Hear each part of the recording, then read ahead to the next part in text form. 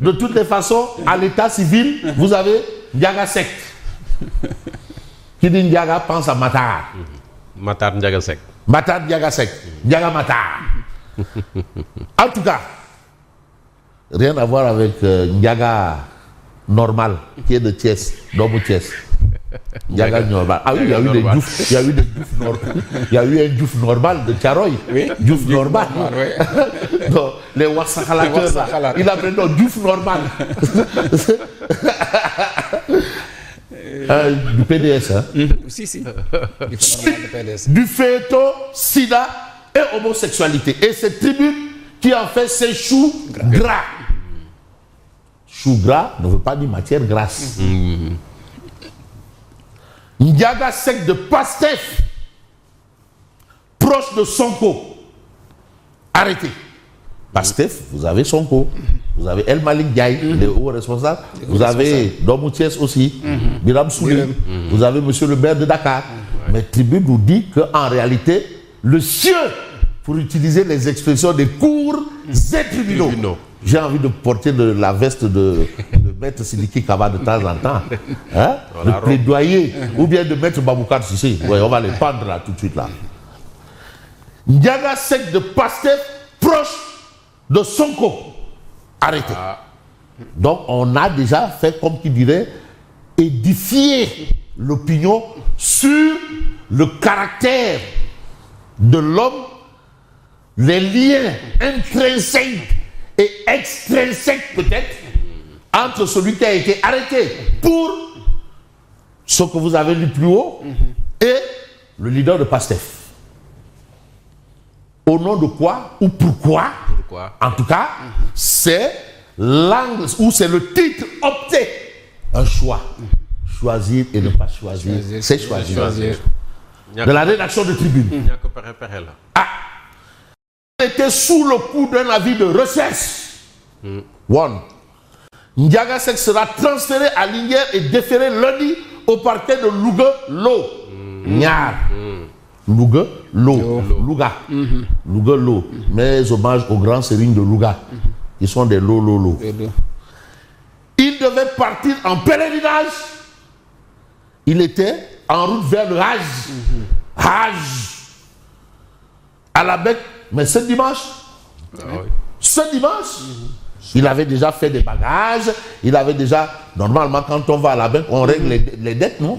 Bori, tout, on règle tout. Après Tago, voilà, Wakonbe, que vraiment, vraiment, alhamdoulilah, donc il avait déjà effectué peut-être soit la moitié ou presque tout ce qu'on demande. On demande à quelqu'un qui est en route vers le Hajj. Parce que le Hajj aussi a ses conditions.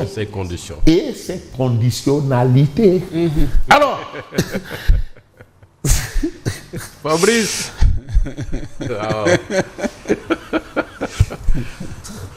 Aladji Fabrice. Fabrice Mbor. Aladji Fabrice Mbor. Il devait partir en pèlerinage à la Mecque ce dimanche. Keng. Par quel vol? Bon, là, on ne cherche pas trop à savoir. Parce que là, tu rentres dans des détails. En tout cas, ce dimanche, il y a le vol où il y aura le vol qui devait l'amener. Aura un fauteuil vide. Bon, peut-être entre-temps, on va dire, bon, ben écoutez, le cieux. Alors, on reste avec Tribune. On parle de modification des articles L29 et L30. Ça fait couler beaucoup d'encre et de salive. Une initiative du groupe parlementaire Pastef, le parti au pouvoir. Disons de la majorité.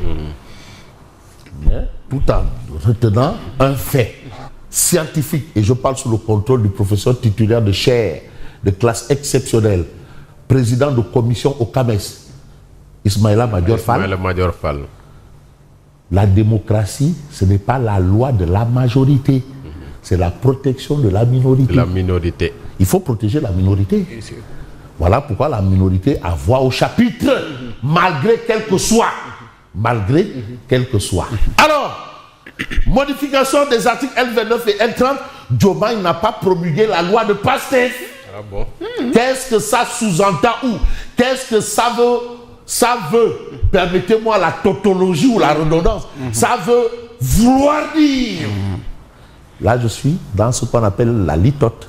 Je vous donne des nouvelles de Maître Hassan Dioma. Nous allons mettre à ça dans Non, vous avez demandé des nouvelles. Non, mais tu m'en donnes. Non, Il est commissaire adjoint oui. à la Cour pénale internationale. Waaw. Ah, commissaire adjoint. Looloo tax nga gëj ko dégg gëj ko gis. Dëgg la, parce que la Cour pénale internationale, le Sénégal a joué un grand rôle. Ah oui. Pourquoi le drapeau du Sénégal flotte en premier là-bas? C'est toute une histoire. Ouais. Vous savez, le Sénégal est l'un des premiers à avoir ratifié, ou le premier pays. Voilà pourquoi quand le monsieur est venu pour nous dire on va traduire Macky Sall à la Cour pénale internationale, l'homme qui a été la cheville ouvrière justement de cette Cour pénale internationale a dit c'est de la fanfaronnade. Alors, Diomaye n'a pas promulgué la loi de Pastef vers la saisine du Conseil constitutionnel. Voilà ce qui semble cousu de fil blanc d'après la rédaction de Tribune. En tout cas, vers la saisine du Conseil constitutionnel. Est-ce du ponce-pilatisme ou pas? De toutes les façons, le Conseil constitutionnel est appelé à trancher. Et on sait que les décisions du Conseil constitutionnel ne souffrent le 2 est de trop. Aucun recours. Aucun. Pas d'aucun, s'il vous plaît. Aucun recours. S'il y a saisine du Conseil, donc le délai de promulgation est suspendu. Ah! En principe. En principe. Quoi qu'il advienne, tout est entre les mains du président. Laurent Gbagbo. Mais c'est lui le président. Il a les cartes en main. C'est lui le président, Laurent Gbagbo. Oui, Ouattara dit que bon, il peut avoir un dialogue.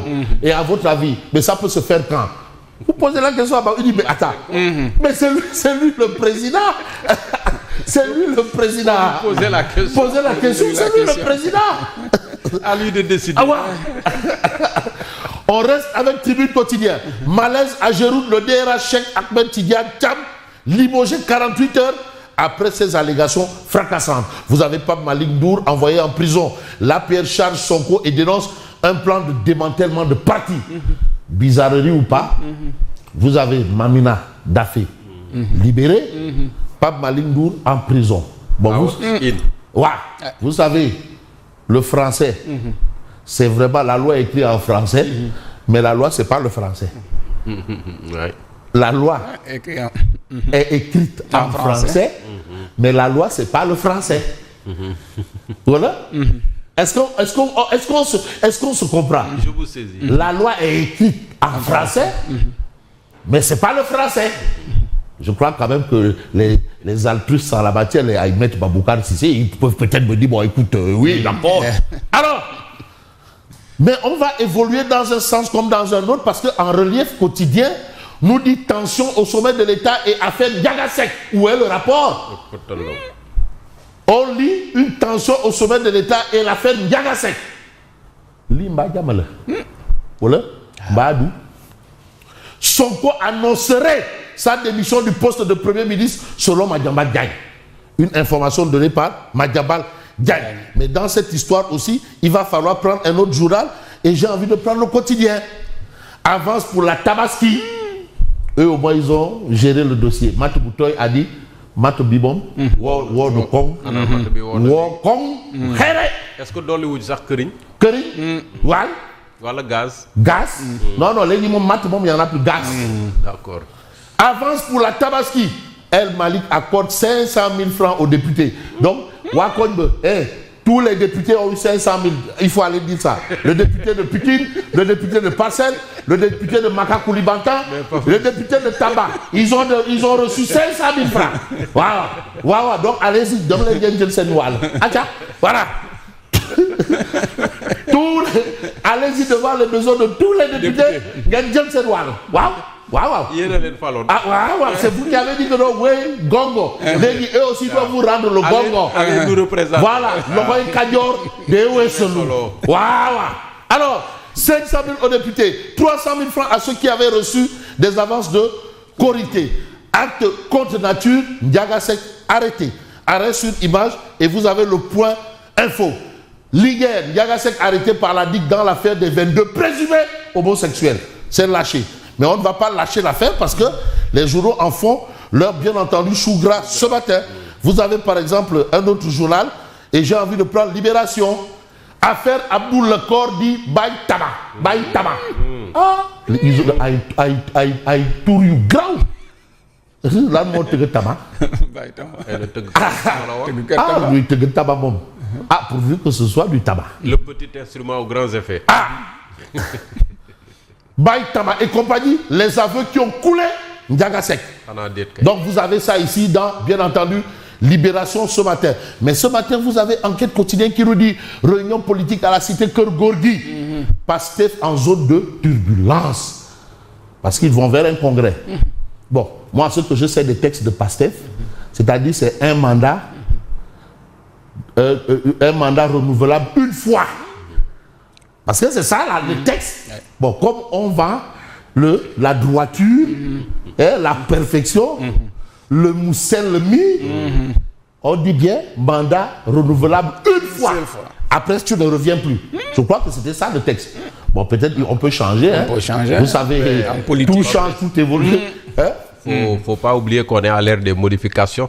Modifications, comme on peut modifier le code, on peut modifier aussi les cordes. Alors, Pastef en zone de turbulence, ça c'est ce que révèle Enquête. Les dessous du conclave politique tenu autour d'Ousmane Sonko à la cité Keur Gorgui. Vous avez tout ici. Affaire Pape Malick Ndour, l'APR dénonce une arrestation arbitraire. Arbitraire. Crise à la Géroute.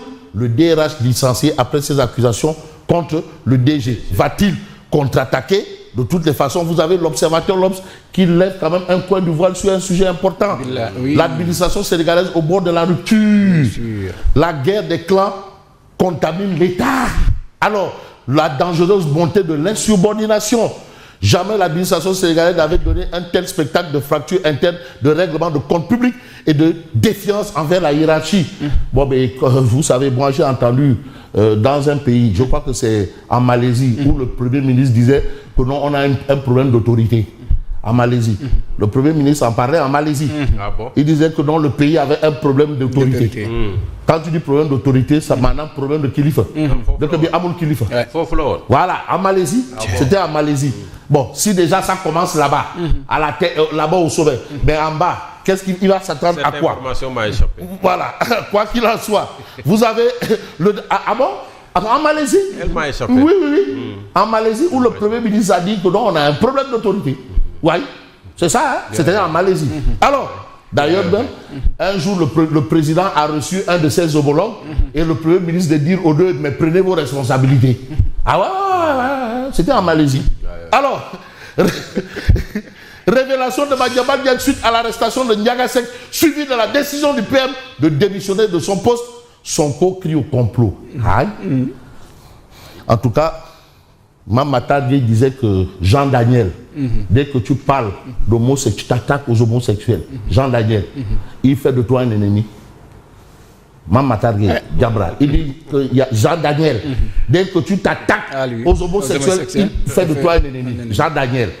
Bon, de toutes les façons, vous avez le peuple quotidien quand même qui parle de ligne de bataille quand l'incompétence du pouvoir hypothèque l'avenir de Petrosen.